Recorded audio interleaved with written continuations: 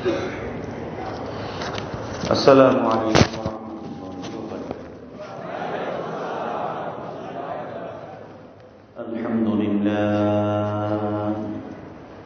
Alhamdulillahi nahmaduhu wa nasta'inuhu wa nastaghfiruhu wa nu'minu bihi wa natawakkalu alayhi wa na'udzu billahi min shururi anfusina wa min sayyiati a'malina. من يهده الله فلا مضل له ومن يضلله فلا هادي له. الذي أرسل رسوله بالهدى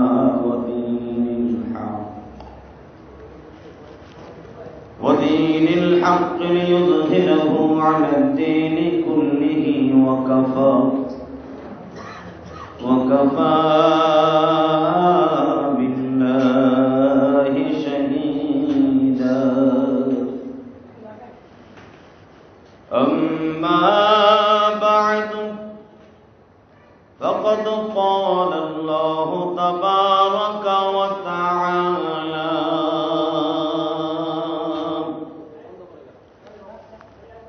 فأعوذ بالله من الشيطان الرجيم.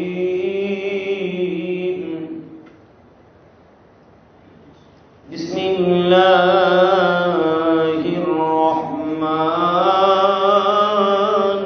الرحيم.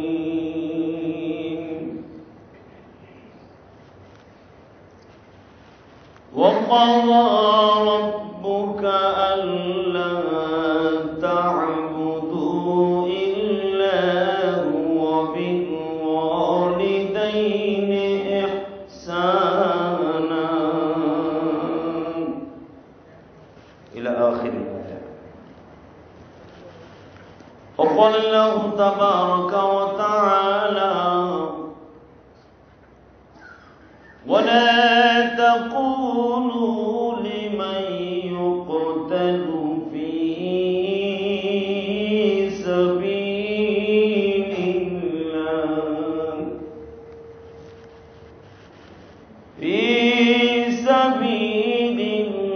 الله بل أحياء ولكن لا تشعرون.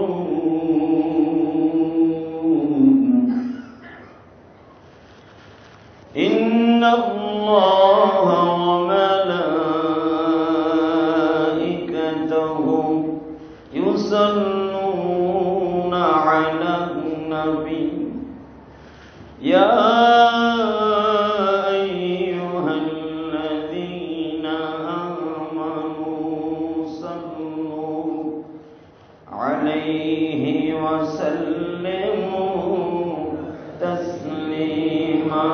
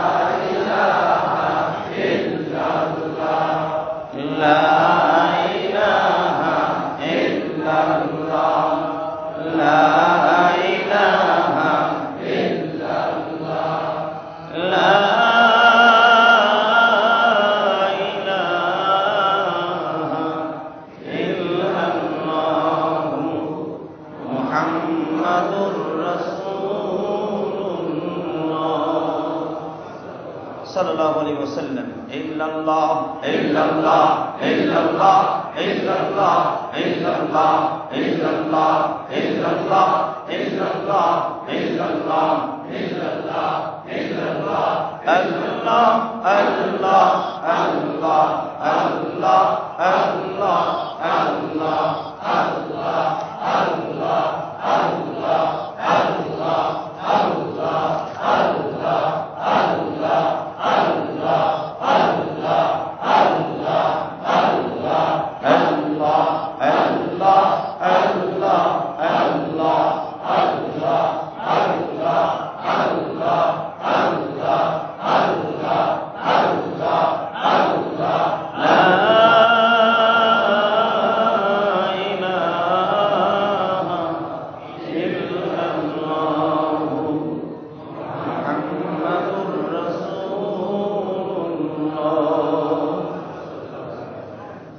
সাল্লাল্লাহু আলাইহি ওয়াসাল্লাম ভিতরে আর জায়গা নাই, মেহেরবানি করে বাহিরে বসলে ভালো হয়।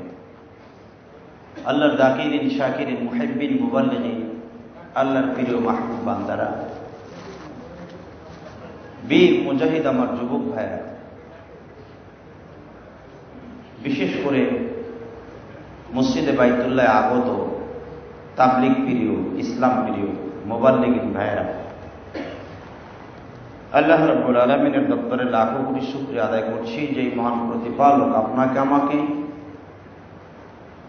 পবিত্র ঈদুল আজহা অতিবাহিত করে জুমার দিন তারপরে আগে আগে এসে বসবার তৌফিক দান করেছেন। এতে আপনারা খুশি না বেজার? এই শত শত মুসল্লি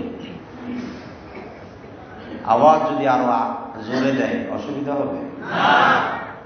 এখানে যদি একটা মিছিল দিতে বলতো নেতা নেত্রীরে দেখাবার জন্য, গলা ফাটাইয়া চিৎকার দিয়ে, এমনকি একজনের গাল উপর দিয়ে লাভ দিয়ে করতে আমার ভয়, কি যে আওয়াজ দিত মনে হইতে হে জান্ডা দিয়ে দিল। কথা ঠিক না বেঠিক? দুনিয়ায় নেতা নেত্রীরে দেখায় কোনো লাভ আছে? কারে দেখাইলে লাভ আছে? এই আল্লাহরে দেখাইতে রাজি আছেন?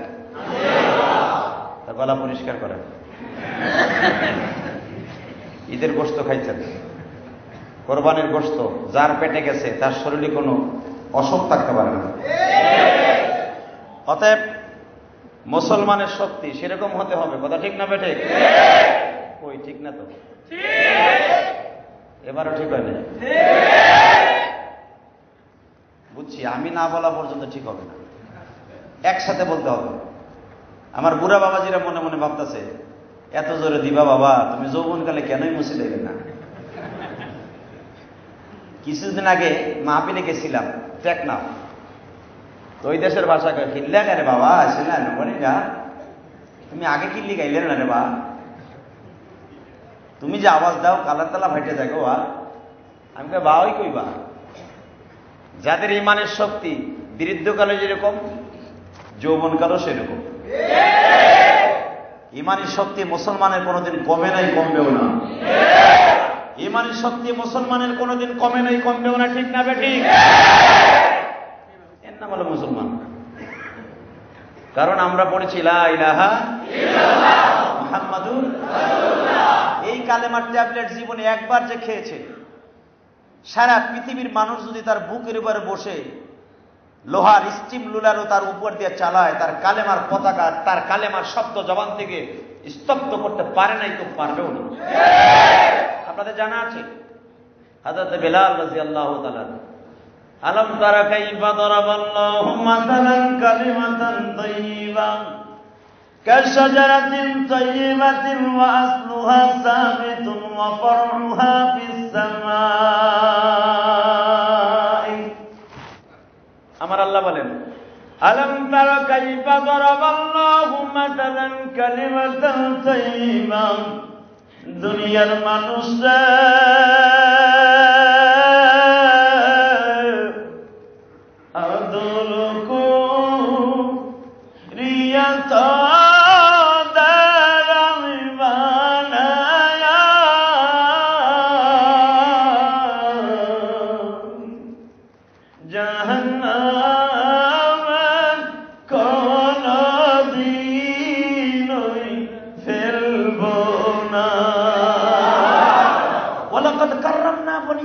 আল্লাহ কোরআনের কথা, আমি আদম জাতির অনেক সম্মানিত করে বানাইছি, এগুলো জাহান্নামের কাষ্ট বানাবার জন্য নয়। ইন্নাদ-দীনা ইনদাল্লাহিল ইসলাম, আমি চয়েস করে লাইক করে মনোনীত ধর্ম হিসেবে একটা ধর্ম চয়েস করেছি, সেটা হলো ইসলাম। দুনিয়ার কোন ধর্মের মানুষ জান্নাতে যাবে না একমাত্র ওয়ান পিস মুসলমান ছাড়া। মুসলমানের সন্তান হয়ে আমরা গর্বিত, ঠিক না বেঠিক? কিন্তু কালেমাটা সেরকম হতে হবে। বেলাল মক্কার ছেলে নয়, হাফসির ছেলে। যদি পারেন এখন 2 ফোঁটা চোখের পানি বরাদ্দ করেন, বেলালের কালেমার আপনার আমার কালেমা এক আছে কিনা? বেলালের কালেমার প্রখরতা কত, বেলালের কালেমা কত শক্ত, জায়েদের কালেমা কত শক্ত। হযরতে ওমর ইবনে খাত্তাবের কালেমা কত শক্ত, আর একটা গোলাম জানিরা একটা মহিলার কালেমা কত শক্ত, আম্মার ইবনে ইয়াসারের কালেমা কত শক্ত।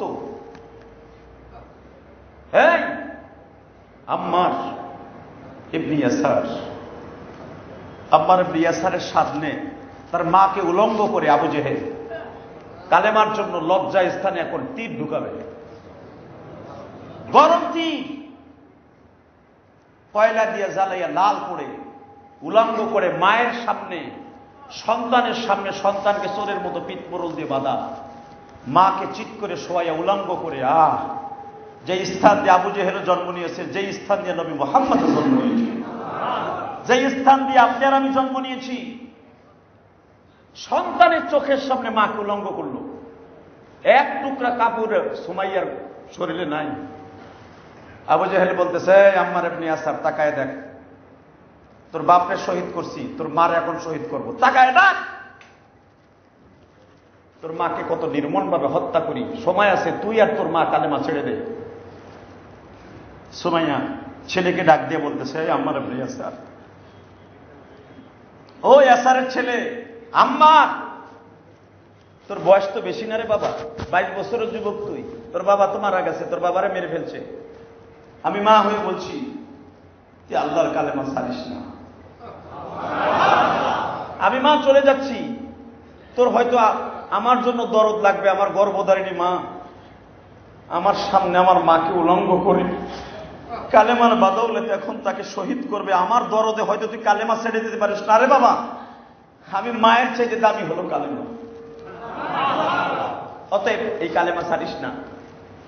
মা যখন এই কথা বলল, আম্মার চোখটা বন্ধ করে, এই জমিনের মালিক, তুমি না কোরআনে বলেছো কালেমার শক্তি বলে পৃথিবীর সবচেয়ে বড় শক্তি, তাহলে আমার মা এরকম উলঙ্গ আমার চোখের সামনে, আমি এই মায়ের এই দৃশ্য, উলঙ্গ দৃশ্য দেখার আগে আমাকে মেরে ফেলো। আমার আল্লাহ বলেন, আম্মার রে, মায়ের চাইতে বাবার চাইতে বেশি দরদওয়ালা হলো আমি আল্লাহর কালেমা। এদিক দিয়ে নবী মুহাম্মাদের কাছে ওহী যাচ্ছে, আলম তারা কাইফা দরাবাল্লাহু মাযালান কালিমাতান তাইয়্যিবা কালিমাতিন তাইয়্যিবাতিন, ও নবী মুহাম্মদ আপনি কি দেখেন নাই, আলম তারা কাইফা দরাবাল্লাহু মাযালান কালিমাতান তাইয়্যিবা, কিছু কিছু মানুষের কালেমার গাছের শিকড় এতই শক্তিশালী, এতই শক্ত, ওয়াসলুহা সাবিতুন ওয়া ফারউহা বিস-সামাই, যার কালেমার শিকড় হলো 7 তবক আসমান জমিন পর্যন্ত বিরাজ করে নিয়েছে। নবী মুহাম্মদ কালেমার শক্তি যদি দেখতে চান, সুমাইয়ার দিকে তাকায় দেখেন। আমার নবী বলে, সুমাইয়া কই গো? আমার আল্লাহ বলে, জিবরাইল রে, নবীর শ্বশুর বাড়ির সামনে অন্তত 4 থেকে 5টা পাহাড়, সমস্ত পাহাড়গুলা সরাইয়া দে, সুমাইয়ার দৃশ্য নবীর চোখের সামনে তুলে দাও। নবীতে শ্বশুর বাড়ি, 4টা 5টা পাহাড় নবীর সামনে, সুমাইয়ারে মারতেছে কাবাঘরের সামনে, নবী কেমনে দেখবে? পাহাড়গুলা জিবরাইল সরাই দেবে। নবী তাকায় আছে, সুমাইয়ার দৃশ্য মনে হচ্ছে রানিং ক্যামেরা দিয়ে দেখতেছে নবী। আমার নবী পর্যন্ত চোখ দুটো বন্ধ হয়ে গেলে, হ্যাঁ জমিনের মালিক, আদর করে যদি মানুষ বানাইলা, সন্তানের সামনে মা দুঃখিনী এরকম ভাবে হুলাঙ্গ করে শহীদ করবে, তুমি কেমনে চেয়ে দেখো। যেই মায়ের পদতলে সন্তানের জান্নাত রেখে দিয়েছ, وَقَضَى رَبُّكَ أَلَّا تَعْبُدُوا إِلَّا إِيَّاهُ وَبِالْوَالِدَيْنِ إِحْسَانًا।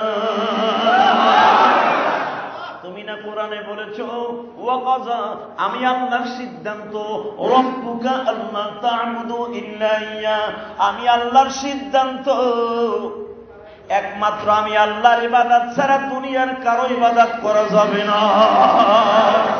এটা কার সিদ্ধান্ত? আমার ইবাদতের পরে আর একজনের খেদমত তোমাদের জন্য ফরজ করে দিলেন, সেটা হলো তোমার জনম দুঃখিনী মা, জনম দুঃখুমিয়া বাবা।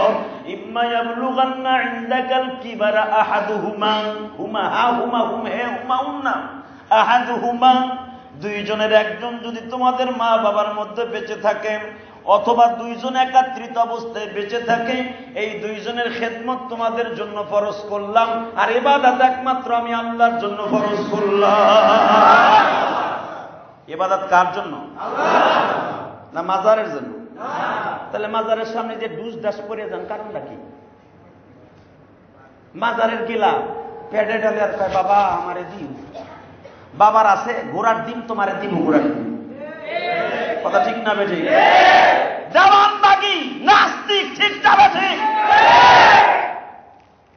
দেওয়ানবাগির এক নাস্তিকের ভণ্ড নাস্তিক, সে বলতেছে বাবার কাছে মান্নত করলে সব পাওয়া যায়। তোর বাপ মরে লোক 4 নাম্বার জুতা দিয়ে পিটাইয়া তোর বাপের জাহান্নাম দিব। কথা ঠিক না বেঠি? এই দুনিয়ার মানুষ মনে রাখবেন, মানুষের দেয়ার মতো কিছুই না, একমাত্র দেয়ার মালিককে এটাই মনে রাখবেন। কবরে যিনি শুয়ে আছে উনি বিপদে আছে না ভালো আছে তুমি কেমনে জানো? হে তোমারে কেমনে দিব? এই জন্য আল্লাহ বলেন একমাত্র ইবাদত আমার জন্য। কার জন্য? একমাত্র ইবাদত আমার জন্য, আর কারোর জন্য নয়। এমনকি ইবাদত আমার নবীর জন্য নয়। ওয়াকাযা রাব্বুকা, স্পষ্ট কোরআনের কথা, একমাত্র তোমার রবের সিদ্ধান্ত ইবাদত আমার জন্য, আর খেদমত করে দিয়েছে তোমার মা বাবার জন্য। সারা বছরের ভিতরে মা বাবার এক হালি কলা খাওয়ায় না, পীর বাপের কলা দিয়ে কবর দিতে চায়। এমন বদমাইশ জমিনে আছে না নাই? পীরের বাড়ি গরু দৌড়াইতে দৌড়াইতে জান শেষ, মায়ের সারা বছরের ভিতরে 1 কেজি গোশ কিনে খাওয়ায় না। মা গোশ খাইতে চাইলে কয় তোর জিহ্বা অনেক বড় হয়ে গেছে রে। মা একটা কাপড় চাইলে তোমার পয়সা নাই, পীরের বাবার কাছে 1000 টাকা হাদিয়া দাও, দাও আমি না করি না। আল্লাহ ওয়ালাদের হাদিয়া দিলে, আলেমুল আমার হাদিয়া দিলে আল্লাহ তোমার ব্যবসা বরকত দিবে, কিন্তু আগে মা বাবাকে দিতে হবে। কথা ঠিক না ঠিক? এই তো আমার দিকে তাকান। নবী যখন বললেন আল্লাহ ইবাদত তোমার জন্য, খেদমত মা বাবার জন্য, মা বাবার মায়া দুঃখিনীর যে স্থান দিয়ে আমি নবী মুহাম্মদ জন্ম নিয়েছি, সেই স্থানটা সন্তানকে বারবার চোখ উঠে বলতেছে দেখ তোর মায়ের স্তন। এটা কেমনে সহ্য হয়? তুমি কি পারো না আবু জেহেলকে কিছু করতে? উপরের থেকে আওয়াজ আসতেছে, নবী আপনি বললে আমি শেষ করে দেব। নবী আবার বললেন দরকার নেই, এখন না, আরো পরে। বাজান রে, সুমাইয়াকে পুরা যখন উলঙ্গ করে, শরীরে যাররা পরিমাণ কোনো কাপড় নাই, সুমাইয়ার চুল দুটা উমাইয়া ইবনে খালদ নাস্তিক পাড়ায় ধরছে, হাত পায়ের মধ্যে প্যারেক মেরে দিয়েছে। ও মুসলমানের পোলা, তুমি মুসলমান দাবি করো কেমনে? একটা মহিলার কালেমার কাছে তোমার কালেমার চাইরানের কোনো মূল্য না। এই সুমাইয়া আসমানের দিকে তাকাইয়া আমার মাহমুদরে জিহ্বা দিয়ে ডাকি আর কই, মাহমুদ রে, আসমানে বসিয়া দেখো মানুষকে, তোমার খেলা বুঝবে কয়জন জমিনে। তুমি আসমানে বসে খেলা খেলো, আবার চাইছে দেখো সুমাইয়ার আওয়াজ আল্লাহ শুনে কি শুনে না? আমার আল্লাহ বলেন জিবরাইল রে, সুমাইয়ার চোখের সামনে আমার জান্নাতটা তুলে দাও, যেমনি আসিয়ার চোখের সামনে জান্নাতটা তুলে ধরছিলি, আমার সুমাইয়ার সামনে জান্নাতুল ফিরদাউসটা তুলে দাও। আমার নবীরে বলে দে, যেই মহিলা আমার নবীর জন্য পাগল, ওই মহিলার সাথে আমি আল্লাহ কোন রাব ব্যবহার করব না।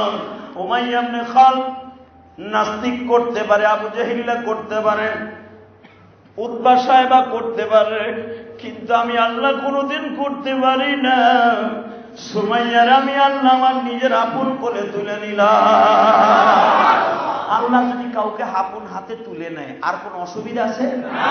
এই মুসলমান জোরে কোন অসুবিধা আছে?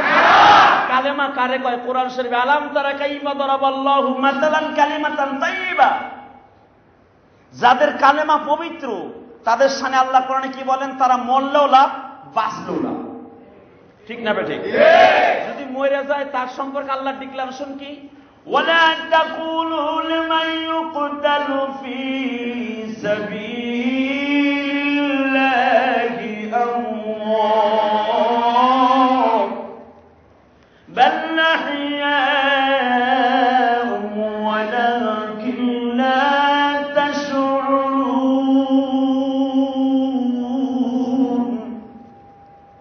ওয়ালা তাহসাবান্না আল্লাযীনা কুতিলু ফি সাবিলিল্লাহি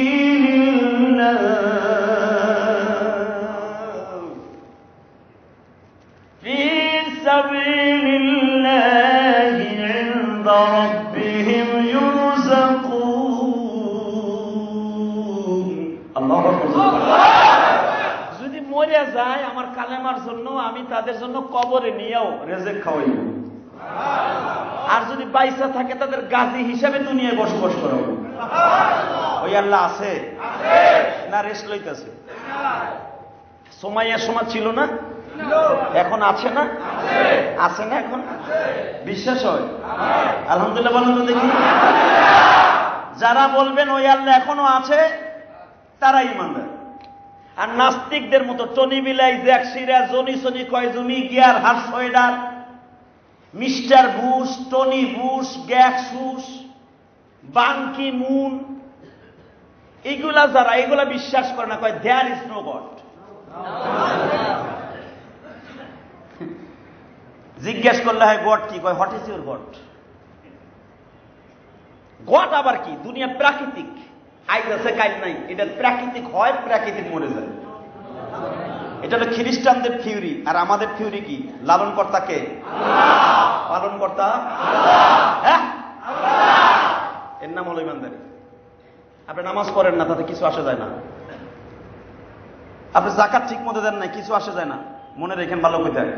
কিন্তু জীবনে একবার বিশ্বাস করছিলেন আমার আল্লাহর সাথে কোনো শরীক নাই, আমার আল্লাহ ছাড়া কোনো মাবুদ নেই, সবকিছু কর্ণালা তিনি, লালন কর্তা, পালন কর্তা তিনি। এই শব্দটা বলার সাথে একদিন না একদিন আপনি জান্নাতে যাবেন।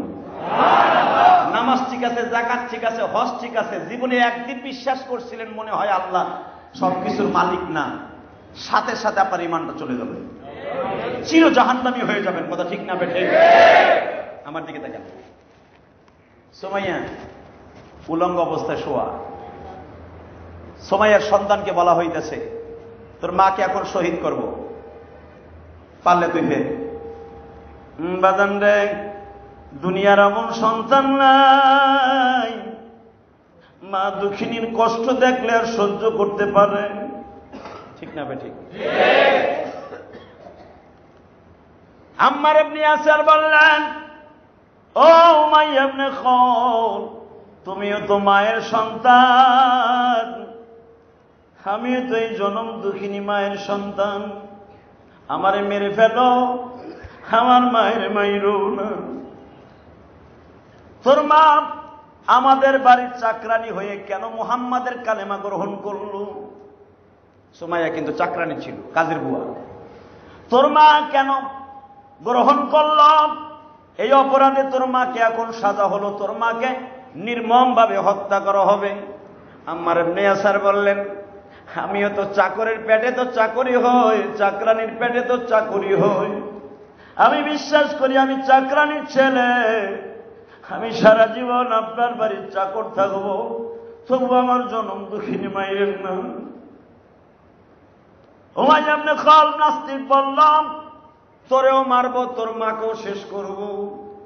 এই কথা বলে বাবা আবু জেহেলের হাতে যখন বল্লমটা তুলে দিল, ও মুসলমান, আম্মার ইবনে ইয়াসির চোখ দুটো বন্ধ করে বলে, জমিনের মালিক রে, এই দৃশ্য দেখার আগে কেন আমার মৃত্যু হলো না? আমার গর্ভধারিণী মাকে আমার উলঙ্গ অবস্থায় দেখতে হইতেছে। এদিক দিয়ে আমার নবী খাদিজার বাসায় একবার বারিন্দায় যায়, একবার ঘরে যায়। মা খাদিজা জিজ্ঞেস করে, নবীজি আপনি এরকম পাগলের মতো ভান করতেছেন কেন? খাদিজা রে, তুমি তো চোখে দেখো না, আমি দেখতেছি। তোমার মতো একটা মহিলা ইসলামের জন্য কালেমার জন্য জীবন দিতেছে। হুজুর কোথায় জীবন দিতেছে? আমি জীবনের বিনিময়ে তাকে আত্মরক্ষা করাবো। আমার নবী বলে, খাদিজা রে, যদি সুমাইয়া শহীদ হয়ে যায়, আমার ইসলামের ভিতরে প্রথম শহীদ হবে সুমাইয়া। কিয়ামতের মাঠে আমি আমার মাবুদকে বলবো, মাবুদ রে, যেই কালেমার জন্য আবু জেহেলের হাতের থাপ্পড় খাইছি, যেই কালেমার জন্য আমার চাচার হাতের পাথরের আঘাত খাইছি, ওই কালেমার জন্য সুমাইয়া জীবন দিতেছে। সুমাইয়াকে আমার বুরাকের পিছনে উঠাইয়া দা। খাদিজা বলে, ইয়া রাসূলুল্লাহ, তাহলে সুমাইয়াকে শহীদ করা হইতেছে। আবাজান, এখন আপনার শরীরের ভিতরে একটা আঘাত করবে। আমি জানি যদি মুসলমানের পোলা হয়ে থাকেন, মুসলমান যদি যাত্রা পরিমাণ আপনার মধ্যে থাকে, আপনার কলিজার ভিতরে এখন আঘাত করবে। একটা মহিলা, কাজের বুয়া। সুমাইয়া কিন্তু মক্কার মহিলা ছিল না, সে ছিল চাকরানি। আবাজান, আমার দিকে তাকান। মাইকের আওয়াজ বেশি, স্পিকার আওয়াজ কমান কেন? ও স্পিকার আওয়াজ বাড়ান। এই দোস্ত, আমার দিকে তাকান। হযরত সুমাইয়া কাপড়বিহীন অবস্থায় শুয়ে আছে। বেঈমান আবু জেহেল রক্তের মতো লাল করে একটা বল্লম, 1.5 হাত লম্বা বল্লম। আপনার শুনলে কলিজার ভিতরে আঘাত লাগবে। যে স্থান দিয়ে নবীরা হয়েছে, আপনিও জন্ম নিয়েছেন, আমিও জন্ম নিয়েছি। যে স্থান দিয়ে সন্তান আসার আগে মায়ের জিহ্বাটা বের হয়ে যায়, এই লজ্জা স্থানে যখন সুমাইয়াকে 1.5 হাত লম্বা একটা বল্লম প্রবেশ করায় দেয়, সুমাইয়া একটা চিৎকার মারে বলে, জমিনের মালিক, যদি সত্যিকারে তোমার কালেমা সত্য হয়, সভাপতি সাহেবকে আসতে দেন, যদি সত্যিকারে তোমার কালেমার অ্যাকশন হয়, আমি মুসলমান হয়ে থাকি, মুহাম্মাদের ধর্ম যদি সত্য হয়ে থাকে, আমি তোমার কাছে একটা ডিক্লারেশন চাই। আমার কালেমা তোমার কাছে গ্রহণ হয়েছে কিনা তাই বলো। এদিক দিয়ে আমার নবীর কাছে ওহী যাচ্ছে। আলাম তারা কাইফা দারাবাল্লাহু মাসালান কালিমাতান তাইয়্যিবা কাশাজারাতিল তাইয়্যিবাতিন ওয়া আসলুহা সাবিতুন ওয়া ফারউহা বিস সামাই। ও নবী, আপনি কি দেখেন না কিছু কিছু মানুষের কালেমা এতই পবিত্র, যেই কালেমার গাছের শিকড় 7 তবক জমিন পর্যন্ত গ্রাস করে নিয়েছে। ওয়াসলুহা সাবিতুন ওয়া ফারউহা বিস সামাই। তাদের কালেমার গাছের ডাল, শাখা প্রশাখা আসমান পর্যন্ত গ্রাস করে নিয়েছে। এমনি করে দোস্ত বিলালের কালেমা, আল্লাহু আকবার জোরে বলেন। মুসলমান তো আপনি আর আমিও। মুসলমানের খাতায় খালি নাম দিলেও কি তারে মুসলমান বলে? হ্যাঁ, আমরা সবাই মুসলমান না? সবাই মুসলমান। ধনী বলেন, গরিব বলেন, নেতা বলেন, যাই কিছু বলেন, সবাই আমরা মুসলমান। দাবি করি, কেউ বলি দাবি করি মুসলমান, কেউ বলে প্রকৃত মুসলমান। ঠিক না বেঠিক? আরো জোরে কন। আমাদের দেশের কিছুদিন আগেও মন্ত্রী ছিলেন লতিফ সিদ্দিকী, উনি কি মুসলমান না? হ্যাঁ, আমি মুসলমান না? মুসলমান দাবি করি, কিন্তু মুসলমান কারে কয় শুনে যান। মুসলমান দাবি করলে মুসলমান হয় না। মুসলমান হতে হলে বেলালের মতো কালেমা পড়তে হবে। কথা ঠিক না বেঠিক? ধন্যবাদ জানাচ্ছি বর্তমান সরকারকে, ইসলামের বিরুদ্ধে কথা বলছে, মন্ত্রীরা ছাড়ে নাই। ঠিক না বেঠিক? বোঝা গেল ইসলামের অনুভূতি জগতে আঘাত আনবে, সে মন্ত্রী হোক আর এমপি হোক, তবে ক্ষমা করা হবে না, এটা প্রমাণ হয়ে গেছে। এই দোস্ত, আমার দিকে তাকান। ধর্ম একটা জিনিস, রাজনীতি একটা জিনিস। এটা সবসময় দুইটারে দুই সাইডে রাখবেন। মৃত্যুর সময় কালেমা নসিব হয়ে যাবে। রাজনীতি নবী মুহাম্মদ করেছেন। দোজাহানের বাদশাহ, মদিনার প্রেসিডেন্ট, মক্কার প্রেসিডেন্ট ছিলেন, যার প্রাইম মিনিস্টার নবী মুহাম্মদ, খাদ্যমন্ত্রী হযরতে উসমান, ত্রাণমন্ত্রী হযরতে আলী, আইনমন্ত্রী হযরতে উসমান, হযরতে ওমর ইবনে খাত্তাব, পররাষ্ট্রমন্ত্রী হযরত ওমরের সেই সহধর্মী, সবচেয়ে প্রিয় বন্ধু হযরত আবু বকর স্বরাষ্ট্রমন্ত্রী, প্রধানমন্ত্রী নবী মুহাম্মদ রাসূলুল্লাহ পুরা মদিনাতে ডিক্লারেশন দিয়ে দিলেন, আমার এই মদিনায় আর কোন মানুষ চুরি করতে পারবে না, মদ খাইতে পারবে না, খারাপ কাজ করতে পারবে না। নবী মুহাম্মদের জবান দিয়ে ডিক্লেয়ার দিয়ে দিলেন, মুনাফিক ইহুদিরা পর্যন্ত ভালো হয়ে গেল। রোজার দিনে কোনোদিন রাস্তার উপর দাঁড়ায় সিগারেট খাইতো না। নবী মুহাম্মদের আইন মক্কায় মদিনায় চালু হয়ে গেল। নবীর শেষ প্রান্তে এমন একদিন আসা গেছে, বছরকে বছর চলে গেছে, ওমরের জামানায় একটা চোর ধরা পড়ে নাই। আরো জোরে বল, আরো জোরে। নবী কি প্রেসিডেন্ট ছিলেন না? আমার দিকে তাকান। হযরত বেলাল যে সময় ছিলেন, ওই সময় নবীর নিয়ন্ত্রণে মক্কা নগরী ছিল না। নবীর নিয়ন্ত্রণে মক্কা নগরী ছিল না, নিয়ন্ত্রণে ছিল আবু জাহেলের নিয়ন্ত্রণে। আবু জাহেল ডিক্লারেশন দিলেন, নবী মুহাম্মদকে যারা ইমানদার হিসেবে গ্রহণ করেছে, নবী মুহাম্মদকে যারা নবী বলে গ্রহণ করেছে, তাদেরকে শেষ করে দাও। সুমাইয়াকে শহীদ করার পরে ডিক্লারেশন ছিল। মুসলমানদের যে কত দুরবস্থা ছিল, মুসলমান খালি খাতায় নাম দিছি, মুসলমান এত সহজ না। এই 10টা পৃথিবীর সমান একটা জান্নাত যে আপনার জন্য আল্লাহ রিজার্ভ করছে, এমনি এমনি পাবেন না। যে কোনো দলের সভাপতি, সেক্রেটারি যখন কোন দলের থেকে সে নমিনেশন পায়, তার অনেক ত্যাগ তিক্ষা, জুলুম, নির্যাতন সহ্য করে দলে দেখে, দলের চেয়ারপারসন দেখে এই লোকটা আমার দলের জন্য কি করেছে। যখন দেখে তার ত্যাগ তিক্ষার মাঠে ঘাটে রাস্তায় সে রক্তাক্ত হয়েছে আমার দলের জন্য, তখন তার দামি একটা পোস্ট দান করে। ওই ট্রাক ড্রাইভারের ধৈরেই কিন্তু আওয়ামী লীগের সভাপতি, বিএনপি সভাপতি বানায় না। কথা ঠিক না বেঠিক? ত্যাগ তিক্ষার পরে বানানো হয়। আমার দিকে তাকান, এই জন্য বলা হয় ত্যাগী নেতা। ঠিক নবী মুহাম্মাদের দলে কিছু ত্যাগী নেতা ছিল, তার ভিতরে হযরত বেলাল। উমাইয়া ইবনে খালফের বাড়ির চাকর গোপনে কালেমা পড়ছে। বেলাল যে 10টা পৃথিবীর সমান জান্নাত দিবে, আর আমার নবী যেই জান্নাতে যাবে, নবীর জান্নাতের বুরাকের লেগাম ধরবে হযরত বেলাল। কি মনে করলেন আপনি? গরিবের বলা, ভিক্ষুকের বলা। বেলালের 4 আনার মূল্য ছিল না মক্কায় দোষ। আল্লাহ চেহারার খাতিরে, আল্লাহ চেহারা দেখে টাকা পয়সা দিয়ে মাফ করবে না। যদি করতো, বেলাল যে করতো না। বেলালের মতো কালা মক্কায় কোনো মানুষ ছিল না। দাঁত দুটো আসিল কোদালের মতো। এই যে পাও দুইটা রেলগাড়ির মতো ফাটা আসিল।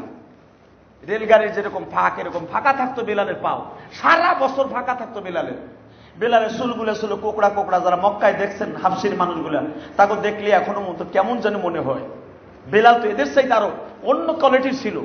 বেলালের মাথা ছিল বড়, চোখ দুইটা ছিল বড়, ঠোঁট দুইটা ছিল কলা গাছের মতো লম্বা, কোল বালিশের মতো উঁচা ছিল দুইটা ঠোঁট, দাঁত দুইটা ছিল মুক্তের মতো সাদা, দুধের মতো সাদা ছিল, দেখলে মুক্তার মতো মনে হইতো। সুবহানাল্লাহ। চেহারাটা সুন্দর ছিল না বেলালের, কিন্তু বেলালের কোয়ালিটি আল্লাহর কাছে এতই দামি ছিল যে বেলাল আমার নবীর বুরাকের লেগাম ধরে নবীকে টাইনে টেনে জান্নাতে নিয়ে যাবে। কত পাওয়ারফুল, কত পাওয়ারফুল মন্ত্রী হযরত বেলাল। সেই কালো মানুষটা আমার দিকে তাকান। কারণ কি জানেন? একমাত্র ত্যাগী নেতা ছিল, কালেমার জন্য ত্যাগী নেতা। জীবন দেওয়ার পণ করেছে, কিন্তু কালেমার পতাকা জমিনে উত্তোলন করতে চায় নাই।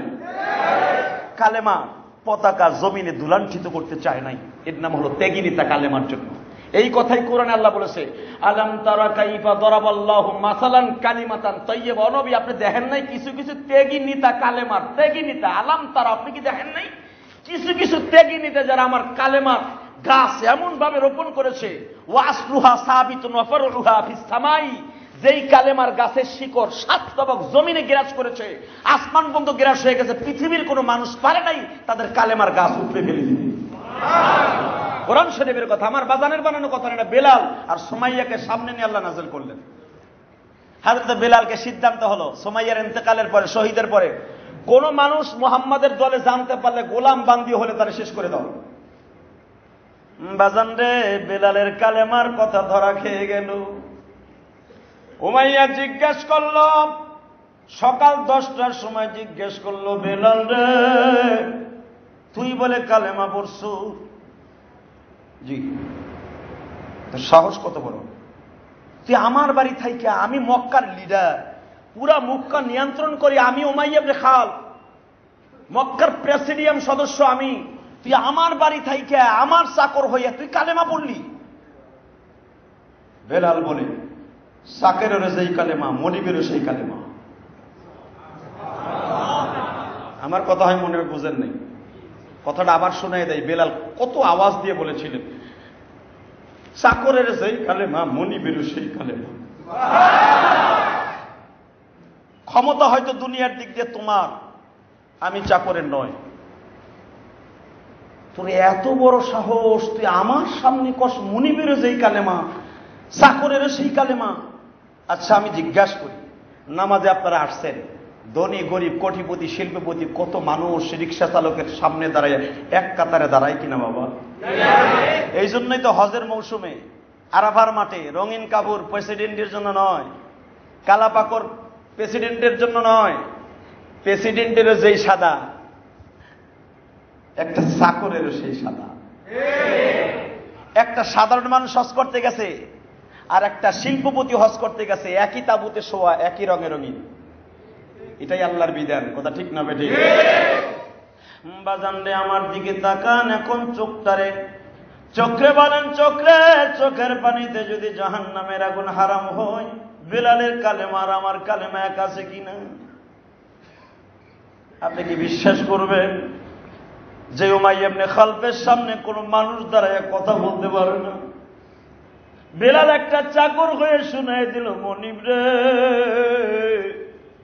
তোমারও যেই খোদা আমারও সেই খোদা, বাহাদুরি কইর না, বাহাদুরি করলে কিন্তু ওই আল্লাহর কাছে নাজাত পাইবা না।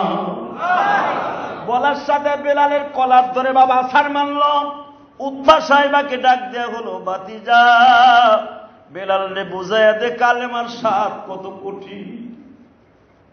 যখন বলল কালেমার কত স্বাদ বুঝাইয়া দে, বাজান আমার দিকে তাকান, 10-15 জন যুবক বেলালের মাথার পাওকে এক জায়গায় করে ফুটবলের মতো বানায় ফেলল। বেলাল বলে, ও মুসলমান, মদিনায় আজকে আমি বেলাল আসছি।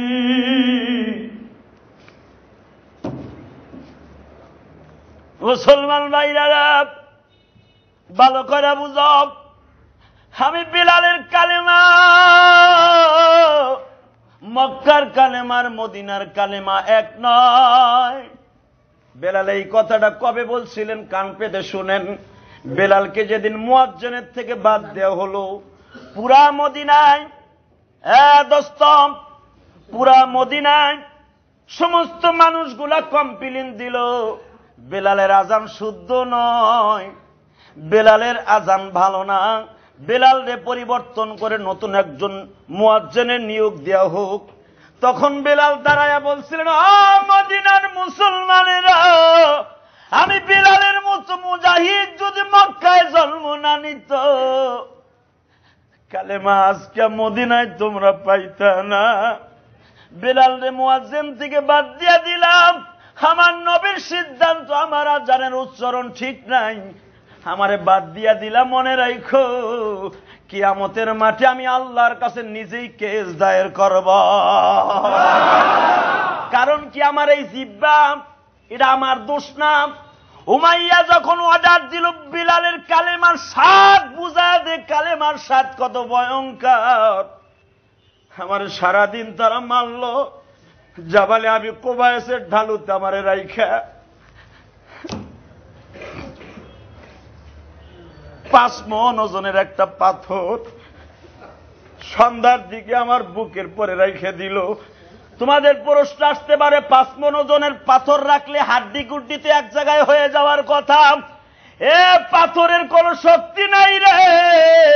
আমি বিলাল পালুকার জমিনে উলাঙ্গ অবস্থায় শুয়ে আছি, 5 থেকে 7 মণ ওজনের পাথর আমার বুকের উপরে, আমার আল্লাহ আমার হাড্ডিগুলা নিজ হাতে ধরে রেখে দিয়েছে। আমার হাড্ডি থাকার কথা না, আমার পাথরের হাড্ডিগুলা সব খড়ির মতো ভেঙে যাওয়ার কথা, কাস্টের শুকনা কাস্টের মতো ভেঙে যাওয়ার কথা। আমি যখন দেখলাম অন্তত 20 জন যুবক আমার পাথরটারে বুকের উপরে রেখে দেয়, তখন আমি ভাবছিলাম এই পাথরের চাপে মনে হয় আমার হাড্ডি মাংস এক হয়ে যাবে। আমি দেখি আমার বুকের উপরে মাত্র 1 ছটাক পাথর বসে আছে। তখন আমি বিশ্বাস করে নিলাম রে, আমার বুকের উপরে আমার মালিক বুঝি হাত দিয়েছে। ওই আল্লাহ আছে না নাই? এই কালেমার পড়া মুসলমান, বেলালের কালেমার আপনার কালেমা আজকে টেস্ট করে যান মসজিদ থেকে। হ্যাঁ দোস্ত, আমার দিকে তাকান। হযরতে বেলাল বলেন, আজকে আমার মুয়াজ্জিন থেকে বাদ দিলেন, ভালো কথা। আমার দিকে তাকান। হযরতে বেলাল মনে মনে ভাবলেন, আমারে মুয়াজ্জিন থেকে বাদ দিলেন, ভালো কথা, কিন্তু আমার কষ্টের দিনগুলা ভালো করে শুনেন। বলো বেলাল, তোমার কষ্টের দিনগুলা কি? উমাইয়া সারাদিন আমারে মেরে পাথর চাপা দিয়ে রেখে দিল। উটের ঘরের মধ্যে আমার ফুটবলের মতোই গলার সাথে রশি বেঁধে, পায়ের সাথে রশি বেঁধে ফুটবলের মতো রেখে দিল। সারা রাত একটা পশুর মতো আমি পড়ে রইলাম। তোমরা জানুনি, যখন পরের দিন সকাল হয়ে গেল, উমাইয়া আমারে জিজ্ঞেস করলো, বেলাল এখনো কালেমা ছাড়বি না? তখন আমি জবান দিয়ে বলছিলাম, কুল হুয়াল্লাহু আহাদ, একমাত্র আমার আল্লাহ এক, তোমাদেরকে আমি বিশ্বাস করি না, দেব দেবীর পূজা বিশ্বাস করি না। এই কথা বলার সাথে তোমরা জানোনি? হুমাইয়া বলল, বেলালের জিহ্বাটা টাইনা বের কর। হ্যাঁ দোস্ত, আমার দিকে তাকান। যখন বলল বেলালের জিহ্বাটা টাইনা বের কর, উতবা সাহেবা বেলালের গলার উপরে পাড়ায় ধরল, জিহ্বাটা বের হয়ে গেল। উমাইয়া জিহ্বাটা টেনে ধরে উত্তপ্ত গরম লোহা বেলালের জিহ্বার মাঝখান দিয়ে ঢুকাই দিল। জিহ্বাটা টেনে নিয়ে এসে, জিহ্বা যতই টানে বাবা, জিহ্বার কিন্তু একটা সীমা রেখা আছে, আছে না নাই? জিহ্বা টানলেই তো খালি আসবে না, এটা তো রবার না। মাঝখান দিয়ে লোহার প্যারাক ঢুকাই যখন টানে,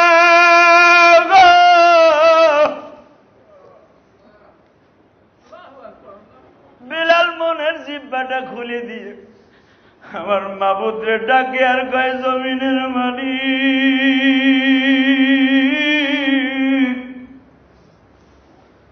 আমার মারে তোমার কি মায়া লাগে না? বেলালের মুখের জিহ্বা অচল, মনের জিহ্বা আছে না নাই? মন দিয়ে কথা বলা যায় কিনা? মুসলমান, এখন দুই ফোঁটা চোখের পানি ফেলানোর টাইম। বেলাল যখন মনের জিহ্বা দিয়ে মালিকরে ডাক দিছে, আমার আল্লাহ বলে, জিবরাইল আমার নবীর কাছে ওহী দিয়া জানায় দে, বেলাল রে কিন্তু এইভাবে মারতাছে গো। আর তুই বেলালের কানে কানে বলে দে, আওয়াজ দিয়া বলে দে, বেলাল রে, ওয়ালা তাখাফ ওয়ালা তাহজান, চিন্তা করিস না রে বেলাল, তোর মালিক তোর দিকে তাকিয়ে আছে। দোস্ত, আমি একটা এখন বাস্তব রূপে আপনাদের রূপান্তরিত করতে চাই। আমার নবী যেদিন দুনিয়ার থেকে বিদায় লয়, সবার ভালোবাসা একরকম ছিল না নবীর প্রতি। নবী বিদায় নেওয়ার সময় হযরতে আবু বকর বললেন, বেলাল রে, সব মানুষগুলা নবীর সাথে দেখা করলো, পারলে তুই একটু দেখা করে আয় রে বেলাল। বেলাল বলে, আপনারা দেখা করতে পারেন, আমি দেখা করতে গেলে আমার কলিজা ফেটে যাবে। নবী 5 দিন পর্যন্ত মসজিদে আসতে পারে না, তুই মুয়াজ্জিন আর নবী হলো ইমাম, ইমাম মুয়াজ্জিনের মোহাব্বত তো একরকম থাকতে হবে, তা না হলে ওই মসজিদ ঠিক মতো চলবে না, ঠিক না বেঠে? বেলাল, দেখি তুই নবী যখন খুতবা দেয় পানিটা গায়ে দেশ, খেজুরটা গায়ে দেশ, নবী রোজা রাখলে তুই ইফতারি করায় দেশ। মনে হয় নবী যদি চাবাইয়া না খাইতে পারলে নবীর গালের থেকে নিয়ে চাবাই দিতে চাস, এত ভালোবাসিস নবীরে। নবী আজকে 5 দিন মসজিদে আসতে পারে না, তোর কি কোনো মোহাব্বত লাগে না? বেলাল বলে, আবু বকর,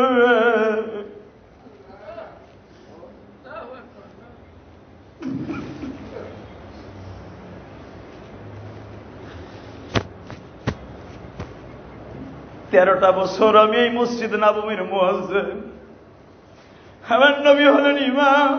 যেই নবী মিরাজের রাত্রে নবীদেরকে পিছনে রাইখা নামাজ পড়ছে গো। জিব্রাইল নিজে আযান দিছে, জিব্রাইল ইকামত দিছে।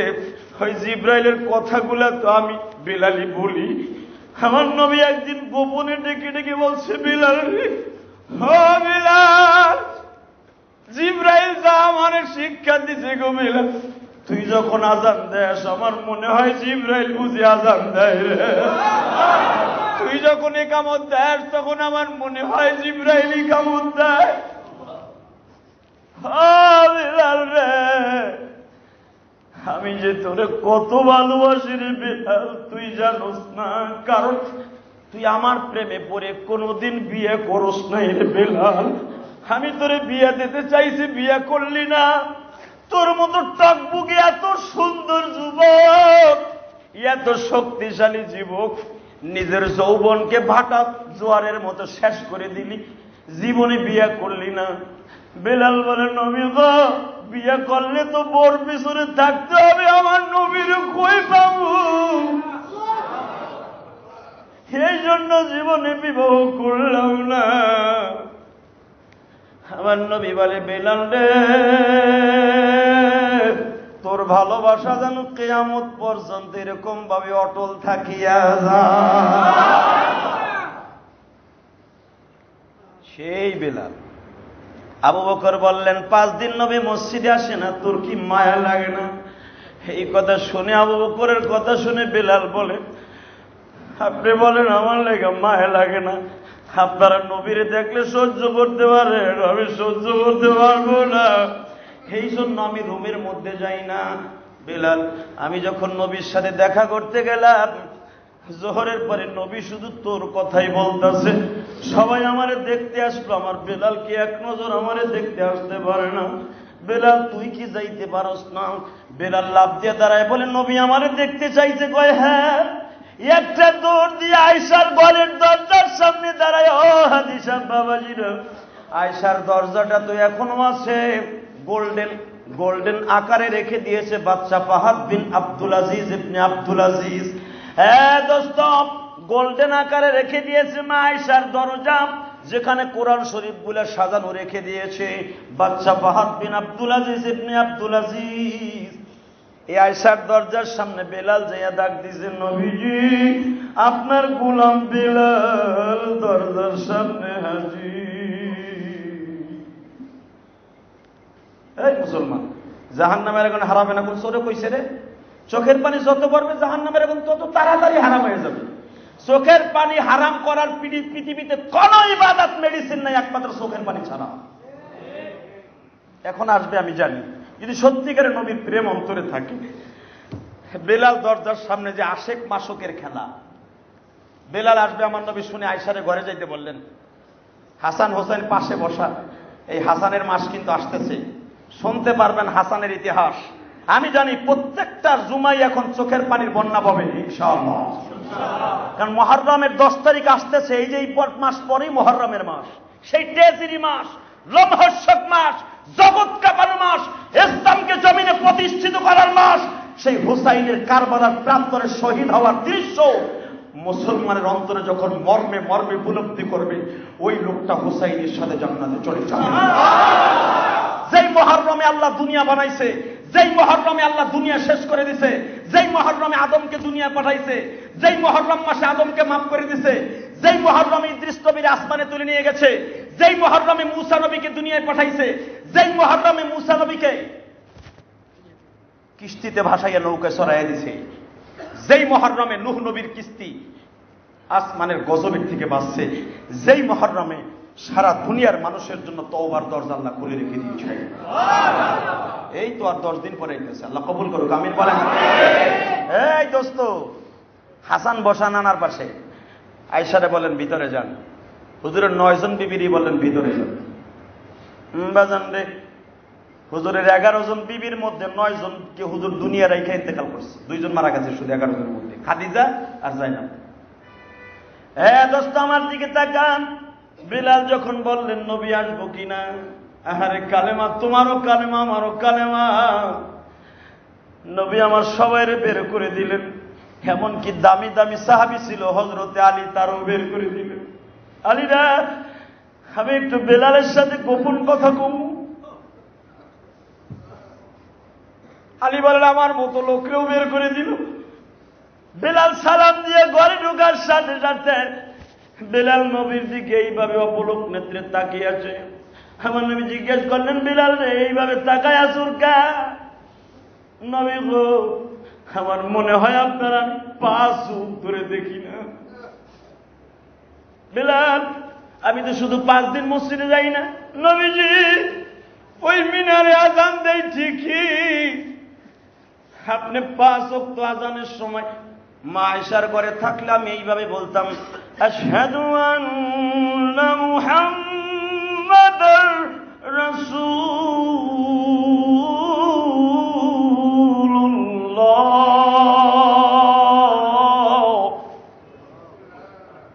আর আপনি যখন নামাজের মুসল্লায় থাকতেন, আমি ডাইন হাত দিয়ে দেখাইতাম, আশহাদু আন্না মুহাম্মাদার রাসূলুল্লাহ। নবী জানেননি, এই 5 দিন খালি ঘরের দিকে ইশারা দিয়ে দেখাই, নামাজের মুসল্লায় দেখি না। আমার নবী বলে, বেলালের চিরদিনই কি আমি নামাজ পড়াবো?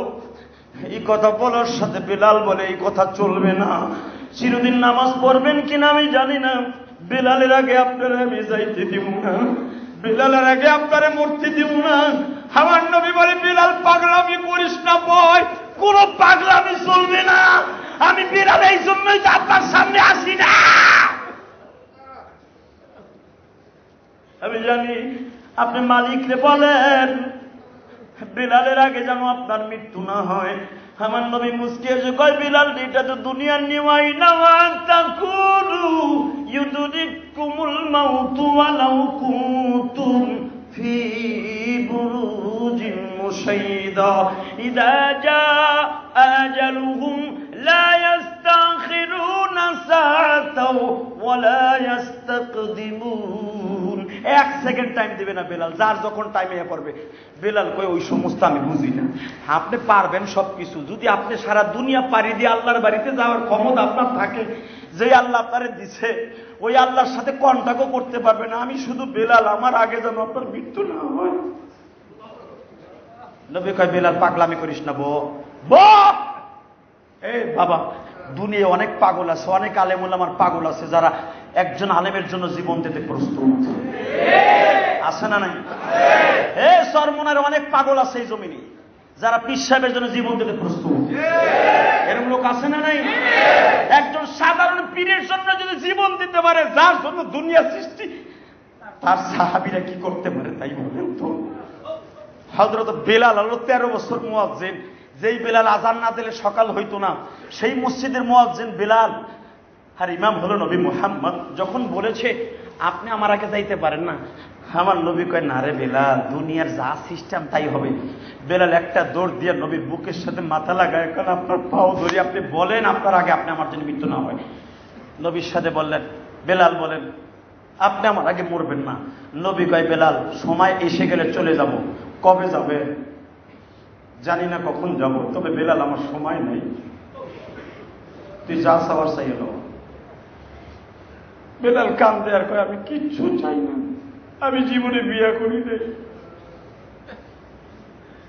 ঘর বাড়ি আমার কিচ্ছু নাই, আমি মৃত্যুর পরে কেউ আমার কাঁদবো এরকম লোক নাই, আমি শুধু আপনার পাগল। হ্যাঁ বেলাল, আমি জানি, এই জন্যই তো তোরে গোপনে রাখছি, লোকের সামনে ডাকি নাই। বল তুই কি চাস? আমি চাই মরার পরে আপনার সাথে কোথায় আমার দেখা হবে। আরো জোরে কমই, আমি দেখতে চাই আমার মরার পরে আপনার সাথে কয়দিন পরে দেখা হবে। আমি শুধু এই কথাটা শুনতে চাই, আর কিচ্ছু না। আমি এই কথাটাই বুকে ধারণ করে চলে যাব। বেলাল, পাগলামি করবি না, ঠিক আছে? মরার সাথে সাথে তোর সাথে আমার দেখা হয়ে যাবে। তুই পৃথিবীর যেখানে মরস, তোর কবরের সাথে আমার কবরের একটা এক্সেলতে যোগাযোগ হয়ে যাবে। কিয়ামতের মাঠে আমি ইমাম, তুই মুয়াজ্জিন, কিয়ামতের মাঠে আল্লাহ যদি নামাজের সূরাতের জন্য ডাক দেয়, আমি প্রথম তোরে ডাক দিব। এই বেলাল, আর একটা শুভ সংবাদ দেই, তুই আমার সাথে প্রথম দেখা হবে আমার আল্লাহর বাড়ির বারান্দায়।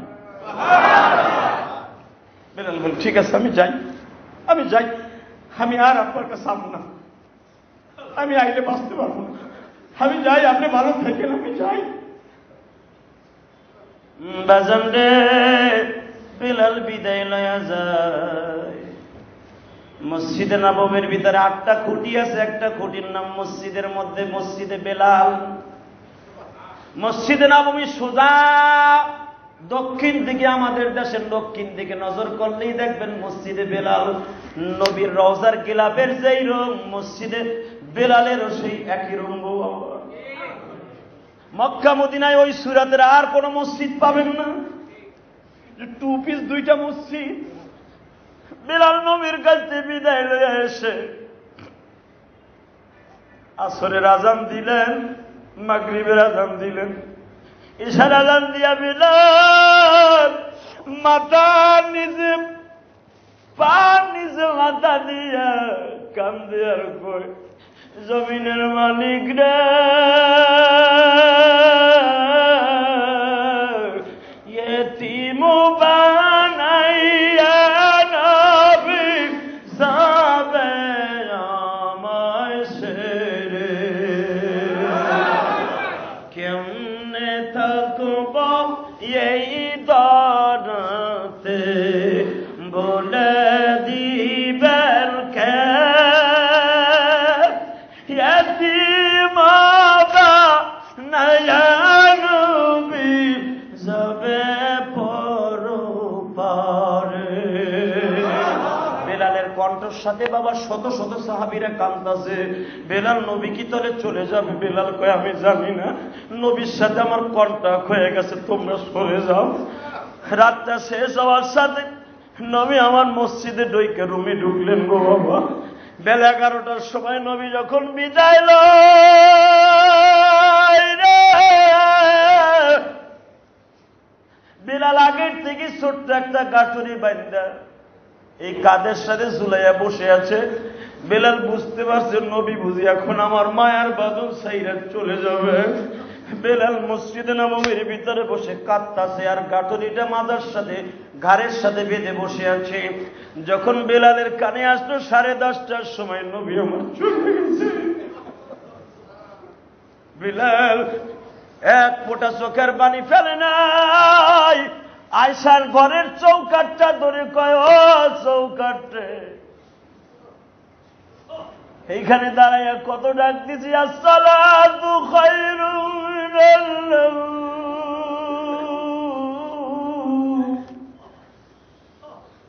তুই চৌকাঠ সাক্ষী রে। এই আসসালাতু খায়রুম মানে এটা কিন্তু আল্লাহর কথা না, বেলালের কথা। এ ঘরের চৌকাঠ তোর এখানে সাক্ষী রেখে গেলাম, আমি আমার নবীরে ঘুমের থেকে জাগাই দিয়ে যাইতাম, কিয়ামতের মাঠে সাক্ষী দি আমি নবীরে কত ভালোবাসতাম।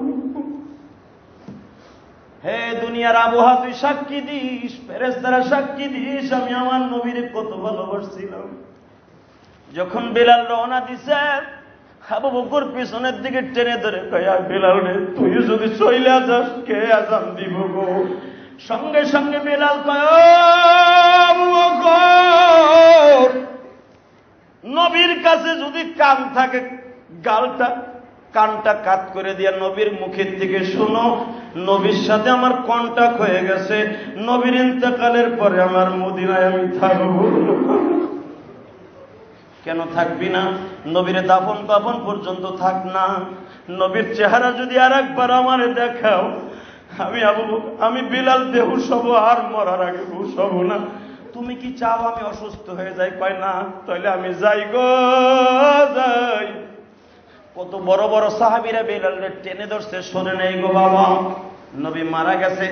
10:30টায় জোহরের নামাজটা পড়ছে যেখানে, ওখানে মসজিদে বেলাল, ওইটাই মসজিদে বেলাল। দোস্ত আমার দিকে তাকাও, 6 মাস হয়ে গেছে, এখন কিন্তু কান্দার টাইম। 2 ফোঁটা চোখের পানি বরাদ্দ করেন, আর মাত্র 2 মিনিট পরে বাবা আমি নেমে যাব। শুধু এখন মদিনার দিকে দিলটারে লাগাও গো। 6 মাস হয়ে গেল, মদিনার মসজিদে আর বেলালের আওয়াজ বাজে না। হাসান মাথার কাছে দাঁড়াইছে, হুসাইন মাথার কাছে দাঁড়াইছে, নানু ভাই শুনছি বেলালের সাথে বলে তোমার সম্পর্ক। বেলালের কণ্ঠ শুনলে নানা কলিজায় ভালো লাগতো। বেলাল দুনিয়ার থেকে কোথায় গেছে জানি না, মরে গেছে না বেঁচে আছে জানি না। নানা অন্তত তুমি বেলালরে বলো না মদিনায় আইসা একটু আজান দিতে। হ্যাঁ দোস্ত, হাসানের কথা নবী কবরে বসে শুনেই বলে, বেলাল রে আমার হাসান কান্দে রে।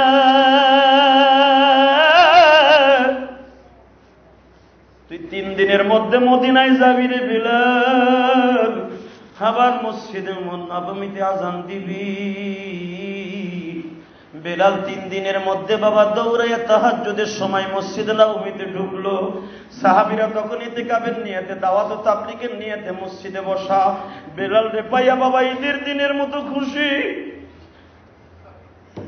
হাসানের কাছে খবর গেল, 8 বছরের হাসান 7.5 বছরের হুজাইর।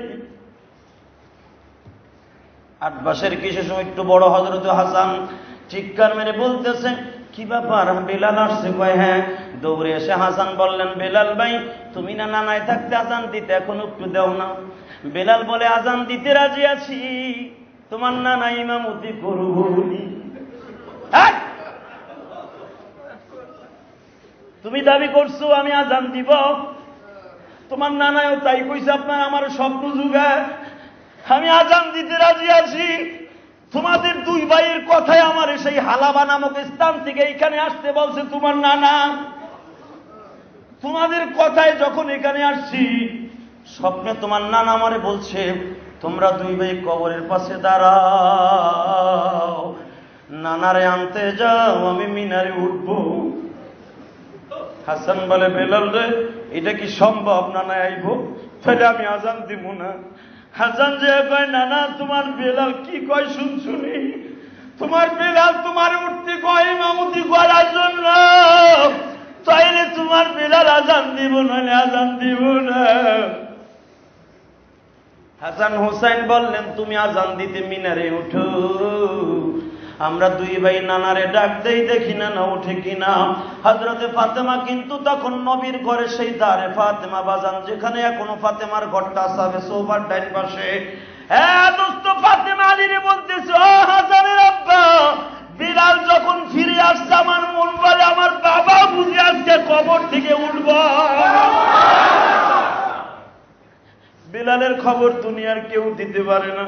সেই বিলাল যখন মদিনায় এখন আজান দিবি, মনে হয় আমার বাবা উঠবে, আমার একটু আয়সার ঘরের পাশে লয়ে যাও, আমি একটু বিলালের কণ্ঠটা শুনবো। আমার বাবা চলে যাওয়ার পরে বিলালের কণ্ঠ আর শুনি না গো। মা ফাতেমা দৌড়ে আয়সার ঘরে আসছে, হাসান হুসাইন নানার কবরের পাশে দাঁড়াইছে। হযরতে বিলাল আজান দেওয়ার জন্য উপরে উঠছে। মুসলমানের সন্তানেরা, যখন হযরতে বিলাল বসে আশহাদু আন্না মুহাম্মাদার রাসূলুল্লাহ,